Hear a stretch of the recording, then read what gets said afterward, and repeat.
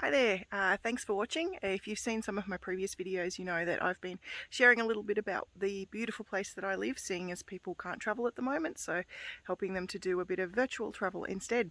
So if you haven't already, you should see that there's a red subscribe button somewhere in one of these corners. If you enjoy watching my videos, please hit the subscribe button to stay tuned with what I'm doing. So today I am in Blackheath, and I'm about to head off and do one of the most popular walks in the Blue Mountains, and also a personal favourite of mine, which is the Grand Canyon walk. So this one is likely to be pretty busy, so it'll be interesting to see how I go with recording some video. But it is a big one. It'll take me about 3.5–4 hours, but it's really, really beautiful, so should have some nice things to show you. So just heading down the path now to the beginning of the walking track, which should also take us via Evans Lookout, which, as you can see, or maybe see through the trees, it's going to be a pretty cool lookout. Well, it is a pretty cool lookout.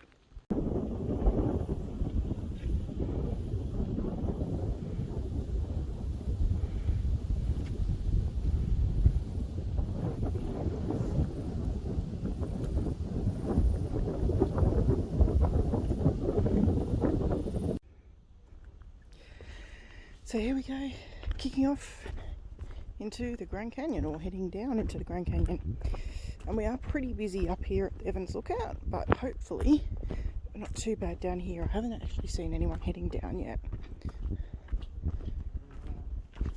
The march flies are terrible though.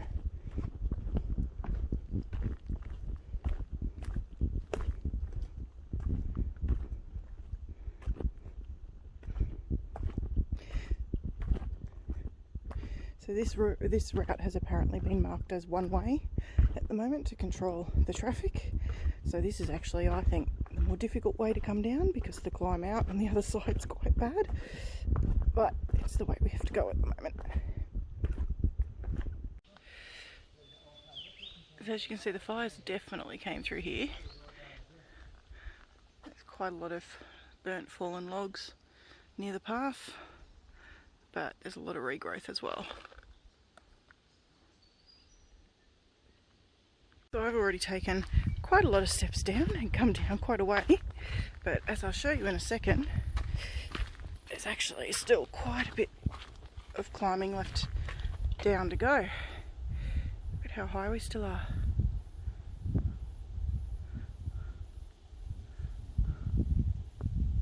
I do love this little bit of the walk here as we come down another chunk. Looking forward to getting down to the bottom because it's actually quite humid.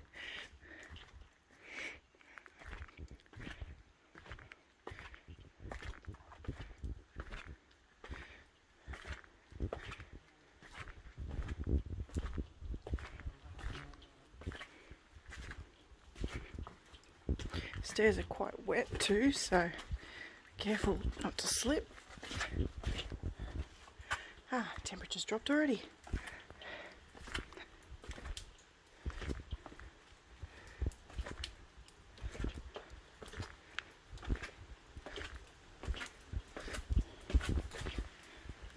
And it's a bit drippy through here as well.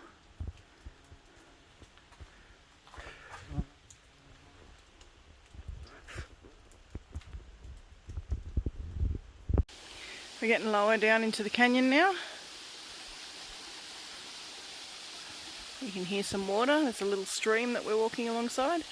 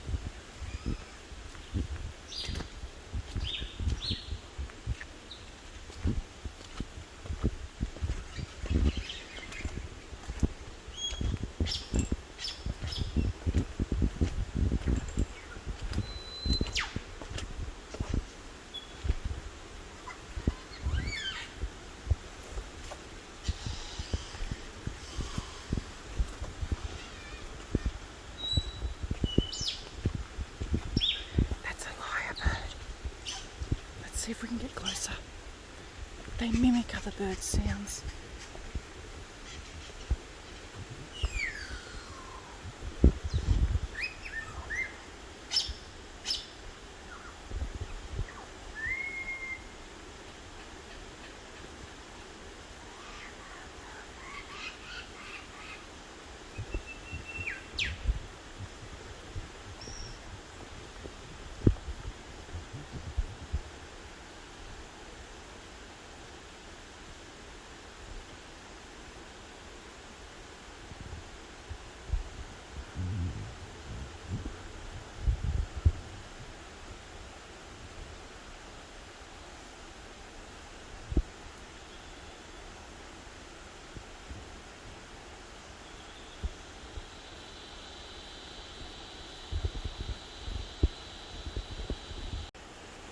So made it to the creek crossing.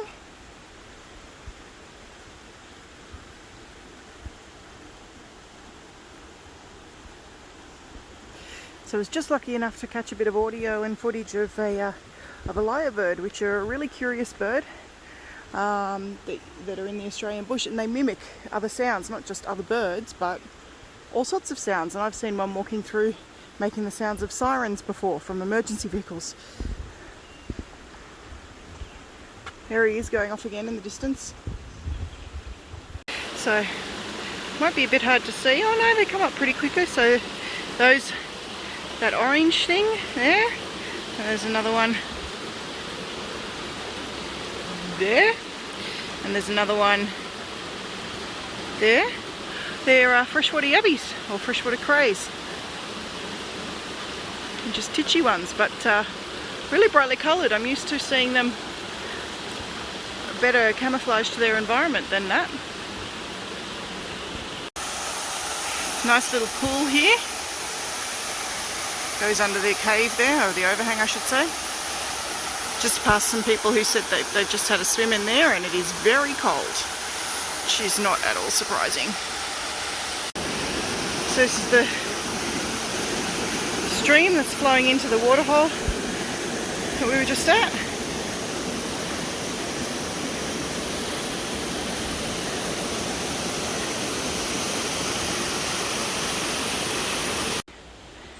So we're doing a bit of undulating up and down through the bottom of the canyon. We're not close to the other side yet.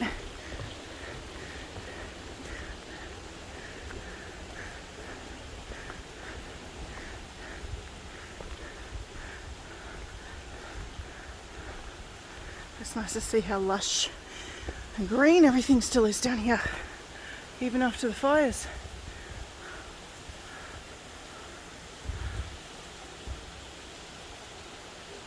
There's definitely more trees down and littering the path.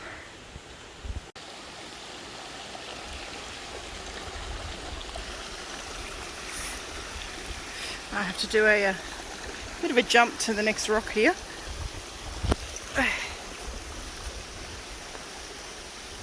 This is so pretty.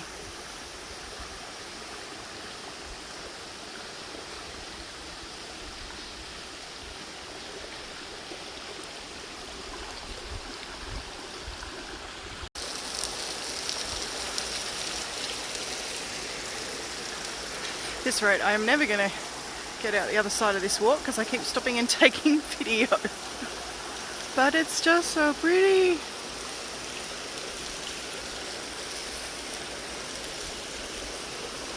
And so much cooler down here. This was a good choice, I think.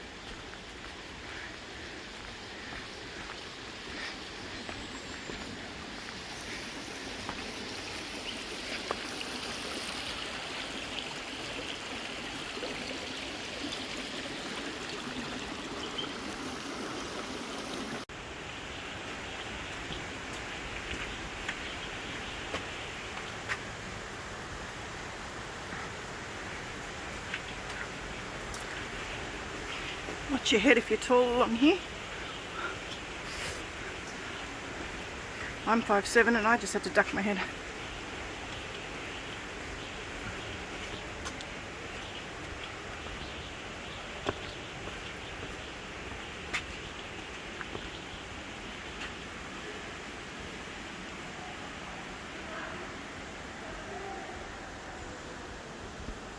Sounds like there's some people down in the canyon.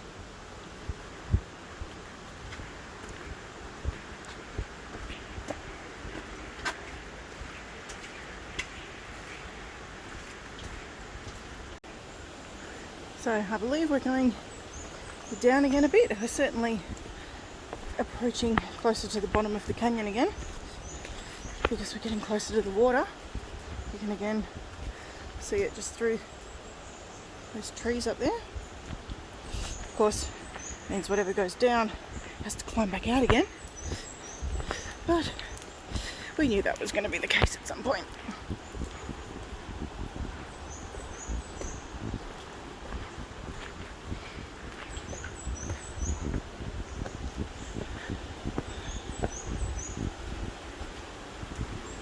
There we go, there's the water.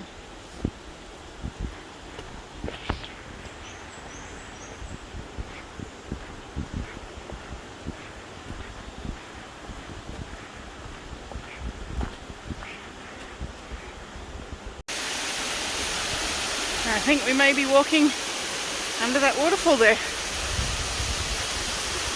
We'll find out in a second.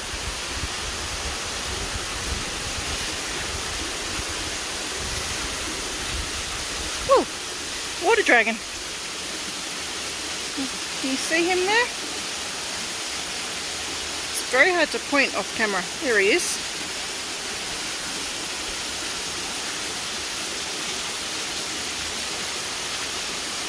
Hey little guy.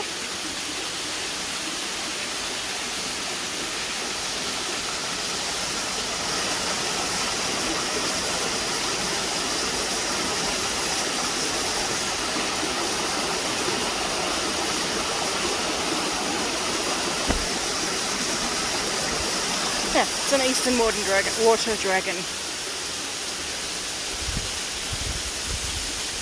So quite common to see them beside the water, of course. And here we go.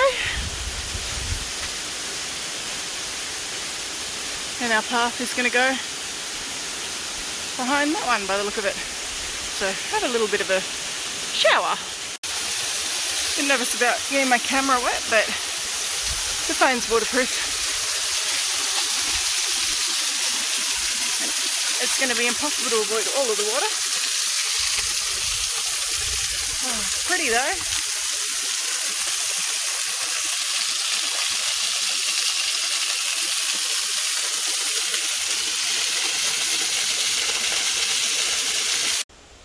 So I believe this is now taking us up to the cave,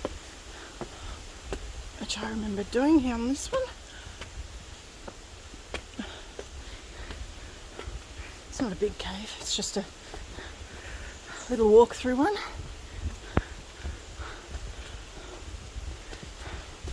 Geez, getting my flights of stairs up today.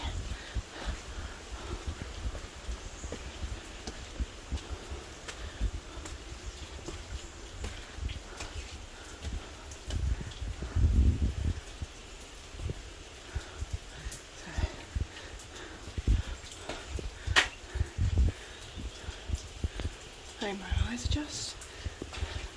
Here we go.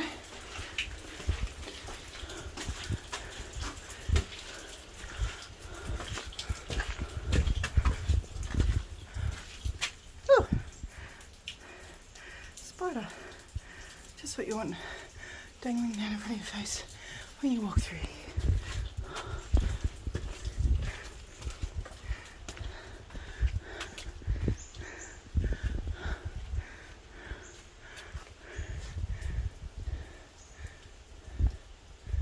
So, unless I am mistaken, that is the start of the climb out, which will hurt, which makes this here the landmark I've been waiting to get to, because I wanted to take some more photos of this one.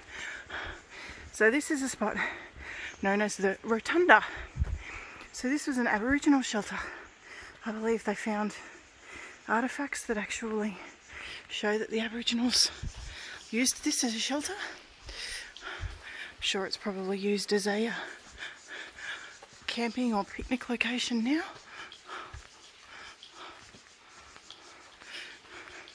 It does follow a little bit of the stream along here.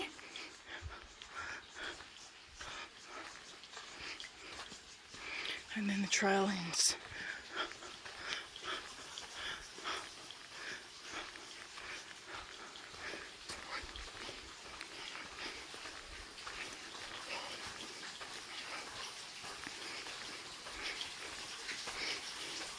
That's the end of the trail. You can see that this is quite a sizable shelter. Starting out on the climb, which I think surprisingly I've actually made good time, because I've been 2.5 hours and I've certainly not been fanging it. And the last time I did this, I'm sure we did it in about 3.5, and it's definitely not an hour to do the final climb. So we'll see when I get to the top. But this is going to go on for a while. Got another eastern water dragon here. You guys can see this little guy a little better now.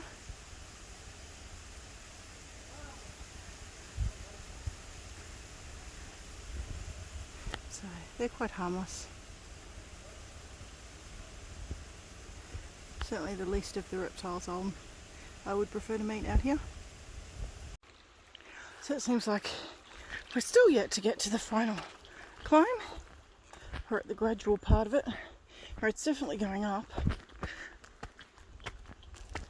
But it's not that final stretch yet, so obviously it's a bit longer than I remember it.